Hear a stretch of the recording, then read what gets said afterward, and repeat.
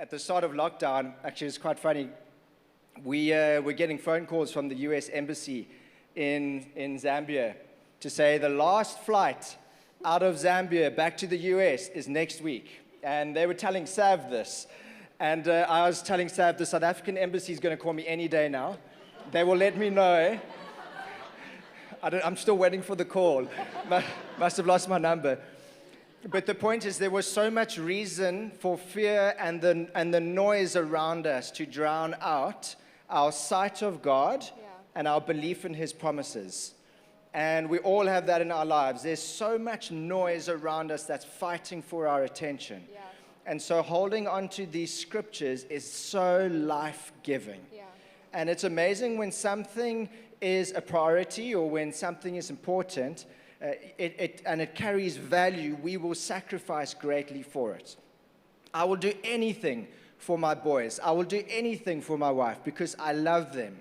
When something holds value, we will sacrifice greatly. In other words, we will give something up so that we don't drop this ball. Yeah. And it's the same with these spiritual disciplines.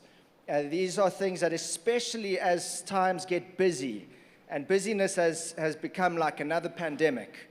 It can rob us so easily of spending time in God's presence. Yeah. And for us to prioritize this. And, another example, funny example, but for us, same thing. Doing exercise it's an important value for us. For our mental health, for physical health, we owe it to each other. We owe it to our kids to be healthy. But trying to do exercise with a 2-year-old and a 5-month-old, a lot of the time our 5-month-old is being used as a dumbbell because he waits for us to start exercising and then he wakes up. But we've said, we know the time in the day where we can actually exercise together is probably between 9 and 10 in the evening.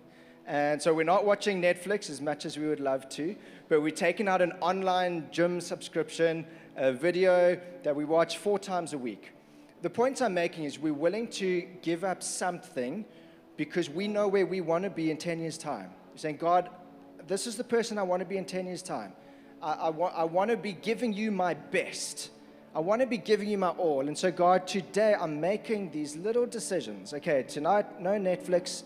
We're going to sweat. But that's good for me.